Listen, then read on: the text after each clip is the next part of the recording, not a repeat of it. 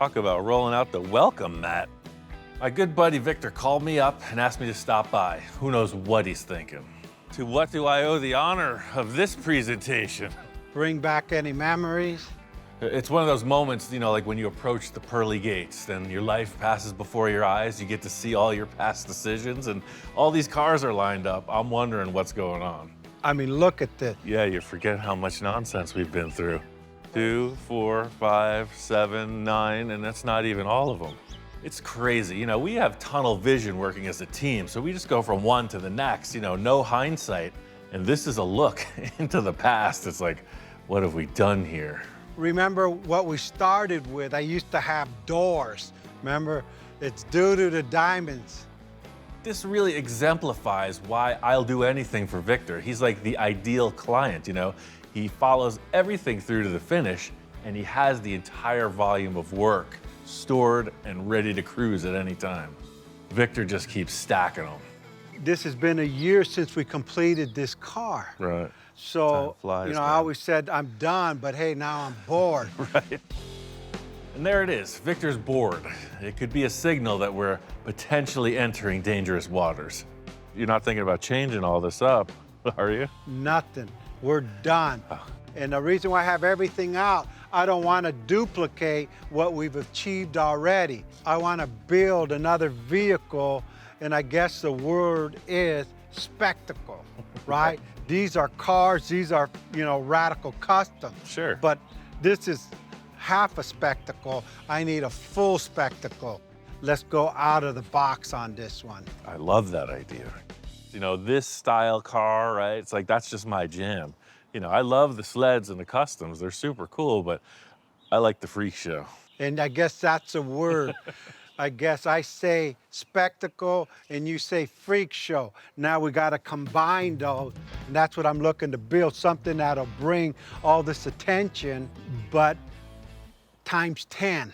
Well, as your therapist, I could say that this is clearly a deepening addiction, when just enough isn't enough anymore and you need something more to get your kicks. Those are some of the warning signs starting the show. Man, ever since I left Victor's, I've been ruminating, like, what could I possibly do to up my game? Victor said, no holds barred. I think this is really gonna turn up the heat a little on his request. The perfect starting point. Victor wanted weird. Welcome to the boat show. I gotta say, my own guilty pleasure. This is a true bucket list potential accomplishment for me, and that's why I never got rid of this thing. I know what everybody's thinking. It's not gonna be a boat. It just happens to be an optimal fiberglass shape. It's very streamlined. I love the nose. I love the dashboard. Look at that steering wheel. Look at the gauges. This thing's awesome. It just speaks to me, right? I got a weird thing, I guess, for like history. I look at it and I picture it like in its heyday, like cruising the lake, super flaky paint on it, just a good time machine. Even Victor, with his expanded consciousness, doesn't know what I'm thinking about. And I don't know if I could pull this off. He might just go for it. I'm gonna bring this back to the shop and get to work. This is one of those ideas that might need a little explaining. Even for the most envisionary of envisioners, this concept could be a potentially hard sell. You're like, oh, it's a boat. And I'm saying, no, it's not a boat, but it's a boat, but it's not. See what I did there? Needs a little more explaining. So here's where the story gets interesting. It's not gonna be in the water. It's gonna be driving across the desert in a most peculiar way. Hence all the parts I've gathered thusly. I got a junk engine, I got a junk transmission. That's just for the mock-up. The real gems are right here, look at these. Mickey Thompson Sportsman tires. Just imagine some of these guys putting the power to the ground. So, setting the tire outside like that, it looks like, well, anybody could do that. It looks like the boat's on a trailer, right? I don't want that. That's where this rear axle comes in. It's out of a Taylor-Dunn utility cart, kind of like an industrial strength golf cart. Look how narrow it is. These things come with a Ford 9-inch that's narrowed. That's dragster stuff right there. I just set the tire in place there, but that's not what I want to see. See, with this narrowed rear axle, And all of a sudden, this fits in here. So the side of the boat looks like it's supposed to. So what I'm trying to do is not make this like a car that's wearing a boat. It's like the boat is actually designed to drive. Like a speedboat, like a drag boat on a dry lake bed. I got this frame from Speedway. It's a T-bucket chassis. It's all set up for the rear springs. The front axle mount is there. I'm gonna have to modify it for sure, but this is a brand new unit. That'll be perfect. I'm all bristling with enthusiasm, but I may be getting ahead of myself. If I can't just show this stuff to Victor. As much as I'm working on my concept, I'm also working on my sales pitch. These two things go hand in hand for the success of this project. Look, Victor, this is what you get. Like, you're driving around like this, like a boss. Captain's hat on, aviator sunglasses, big V8 engine behind you, pulsing away, glitter flying off of you. The boat will be glistening, mustache is perfect, and you're just like cruising down the lane. Now, looking at this whole mock-up, I could see we're missing one critical element. You know, there's no front tires.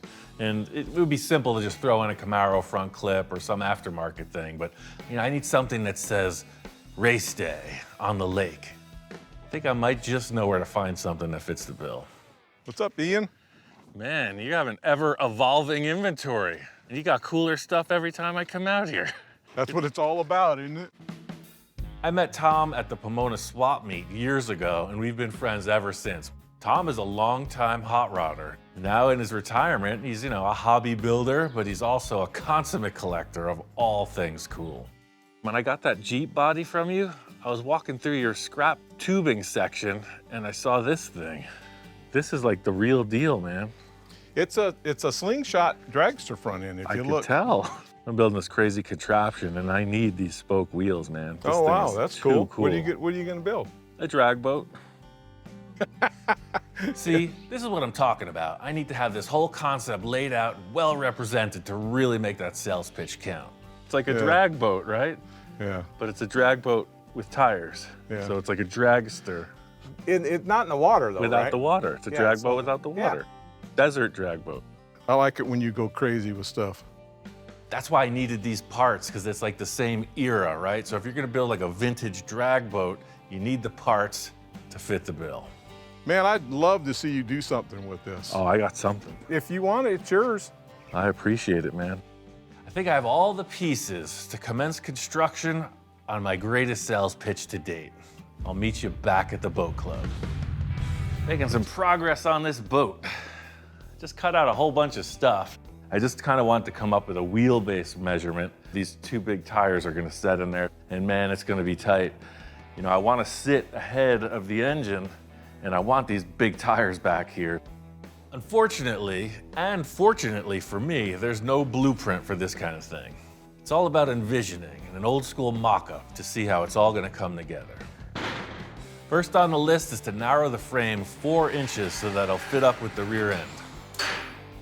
I know I want to cut the chassis off here, put a cross member, and lay it back out. Number one benefit of starting with a prefabricated chassis is, it's square, it's strong, it's proven. No guesswork in that. 25, remember that, 25 inches. This is the part where it starts to get really loose. Metal turns to spaghetti. That one goes there. What was that number I told you to remember? It's only a natural evolution in my mock-ups. I was starting with cardboard boxes and masking tape, right? Now I'm taking brand new car chassis and hacking them up. So you may be thinking, wow, that's quite a fine mess you've created there. But I thought this through. So let's put it back together, shall we? One thing I know is a pile of cardboard boxes and some masking tape is not gonna sell this concept. I gotta go right into it. Look at that, it's a mini chassis. Create sort of a working model of it. I'm doing this for both the look and the function. Now that that's set up, these can go inside here. The end result is you have rear suspension. The next step is to set up the front end and figure out how to incorporate that dragster look. This critical measurement I've laid out both in marker and in chalk is a trade secret. I'll put a pin in the table right there, just like the golden spike on the transcontinental railroad. It's that important. In thinking about the front end design of this, the dragster look was appropriate. It's a boat, right? It doesn't have like a big heavy front end on it, so the spoke wheels and the lightness of that style chassis, I think it fits just right. It's like ring toss. Look at that, that's your spring perch right there. You didn't know where I was going. You were thinking mini chassis, what's going on here? The boat's that big, but the chassis is actually this long. For my next trick, I shall fuse some round tube for the front of this chassis. The design here is built for speed. So with this arrangement of tubes, it's really gonna give a sleek, low-profile design with a lot of strength. Exactly the look I was going for was that pile of trash I picked out of Tom's backyard, you know? Revisiting that slingshot vintage dragster look. Really long wheelbase, super light front end. That's what I'm looking at. How do you feel about it? In a world of top fuel dragsters, this stands alone. It's the most ridiculous concept ever put forth. Next step, victory. That 9-inch housing had this big unit bolted to the front of it. What you used to have was an electric motor bolted up back here. So the electric motor sat in here with another gear that turned that gear, that turned the pinion gear that made the car go. I'm just taking the pinion gear out of that and I'm gonna modify it with original Ford parts. They're harder and harder to come by, but I was able to scrap around to link up to that automatic transmission. Can you dig it? I love the challenge of using stuff that's not supposed to go where you want to put it. Oh yeah, it's a golf cart rear axle in there. People are like, what? Like, yeah. I think that's my problem. I'm an adrenaline junkie. I get freaked out, man, and I love the challenge of trying to get us stuff to work. All this is gonna get rebuilt for sure. It's just, look, here's a placeholder. We got 350 transmission, Chevy 350 engine. I think these valve covers are gonna sell it. Victor's gonna take one look at the chrome and the possibilities. Come on, sucker. Building a vintage dragster is one thing, but building this spectacle boat thing is a completely different accomplishment. You know, dragster's got one purpose, go that way really fast. Victor wanted a spectacle. The whole thing is, can we put a couple seats in this with the boat body on it? Down the rabbit hole we go. She's listing, Captain. She's going hard to broadside. Now to port. Now to port, Captain. She's gonna go over. Every crazy concept comes down to one element absolutely working. Whose idea was this? And this, ladies and gentlemen, is that moment. She's heavy. She's heavy. No pressure. Just drop her down. Oh, brother. I'm into it now. I'm a troubleshooter by nature, so I'm looking at this, I'm like, it's got potential. It could work, it could work. I like the wheelbase, but always with the next challenge and the problems in the back of my mind. That darn engine is way too far forward. I tell you, there's nothing like the sound of that V8 engine ringing in your ear. I love the concept, and that's the thing. I want to sell Victor the concept, but I don't want to sell him something that I can't accomplish, so I'm looking at troubles.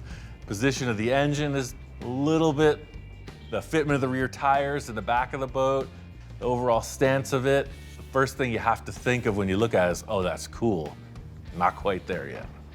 I mean, the look is there. That engine's just in the way. Looking at the back, I think I can afford to lose a little boat in the rear section. Huh. We got all kinds of room.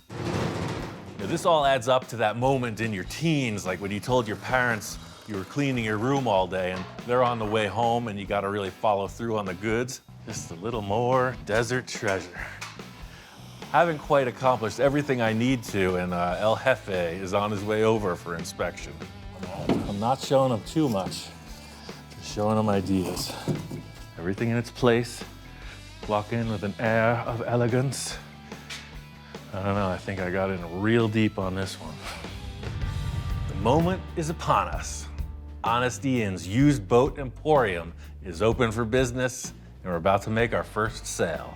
All right, man, now I want you to close your eyes for this. I'll cover 'em. You're gonna need a clear and open mind to digest this whole thing. Don't be startled, just let your spirit soar, Victor. All right, let's see what you got here. It's been said, be careful what you wish for, because you just might get it. The man wanted a crazy spectacle. I give to you the drag boat. Ta-da! What is it? Exactly. It's not what you're thinking, and it's not what it looks like. These are the parts that I've chosen to be our new project. So far, so good. I mean, he hasn't run out of the room yet. I mean, He's not really smiling, he's not really frowning. I have no words right now. Give me a few minutes to absorb what I'm looking at now. I can't really say what I was expecting his reaction to be, because I really didn't know how I was gonna react to looking at it again either, so we're both kind of in the same boat. They said freaky. Yeah. That's like, who in their right mind would do what you just did here? You know, I heard there was a lot of mercury in the grounds here from the 20s, whatever they were doing here with the government, and it affects your mind, but shit. When you go to your favorite restaurant and you order your favorite thing from the same menu, you pretty much know what you're gonna get. Or you could order something new, use the words like crazy and freaky, and you never know what you're gonna get. Victor's a creative guy, so I see him looking at this, and I think the best course of action is for me to explain my idea. You know, this concept of a dragster that's wearing a boat body, but it's still at heart a dragster, crazy spectacle, kind of show car. Hopefully it'll get his gears turning. It's a match made in heaven. My lights are turning on. I just pictured this thing. That thing is rad. Sold. I see this blower on it. I see these wheelie bars on this one, right? That's what I was getting at. It's literally a dragster, right? I think I should get Salesman of the Year from the Drag Boat Society. Then we got to talk about body modifications. It might as well have some wings on it too, right? Hey. This thing is aerodynamic now. Maybe we'll break the sound barrier. Like many things in life, this is a delicate situation, and I'm not quite sure it's time yet to awake the enhancement monster. I just see we have to do some modifications with I think you know what I'm talking about. Anything could happen at that point. all bets are off. We're going crazy. You want to talk about a spectacle? You just opened up a whole new can of worms here, buddy. Just another day in the shop, convincing my friends to do these ridiculous projects with me. I think we're off in the right direction. Now, do you have any Alka-Seltzer?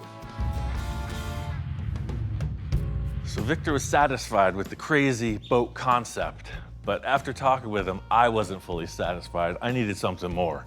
Having that V8 engine sitting up behind those front seats, it just wasn't enough. I need it back here, behind the tires. The whole thing with all these projects is it's gotta look right in the end. And I mean, that kind of stress, that angst is what makes me go further to make sure that everything falls in the way we need it. In the end, these headers are gonna need some clearance around the tires, but what kind of concept doesn't need to go full custom? All of a sudden, it's like, wait, what? Engine in the back? Exhaust coming out like a jet boat?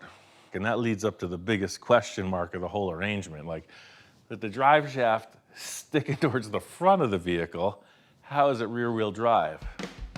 And once Victor agreed to this crazy boat concept, I started doing a little research, talking to a few people, you know, found a few guys who are into the speedboats, and they're like, yeah, no, every boat that's arranged like this uses a V-drive. So it's like the power goes forward, just like it would in a car, but it's backwards. So it goes towards the front and then right back out to the propeller. My friend out near Ventura, you know, out by the sea, he's like, We got V-drives, we got boats all over the place. So he shows me this thing. Seeing this unit, it makes perfect sense. So it's in and out. And they had these cool mounting plates too, cast aluminum. They go right on the side. I'm gonna work my way from front to back to make this a rolling chassis, and the dragster steering is just about complete. This is a very traditional hot rod arrangement. You know, the drag link steering setup is what you would have on any T-bucket hot rod. It looks lightweight and cool. Perfect choice for this. It's got a body on it, but I still want to see all that raw fabrication, you know? You see all the action. You see the engine actually spinning. There's no hood on it. One of my favorite things. All right, last things last is this cool steering column and the classic 3-prong steering wheel. You know, with my eyes closed, I'm picturing myself out on the lake. I mean, out on the drag strip or at the car show. Either way, it steers. So this looks solid. I want to get the rear end in pretty much the same arrangement, you know, proof of concept. I'm gonna have to set up this V-drive and figure out how it's gonna attach to the chassis. Seeing that in place just seals the deal. Now there's plenty of room for seating. You're away from that big hot engine, and you can see already, right into the V-drive from the trans, and that lower output shaft is basically pointing at the differential.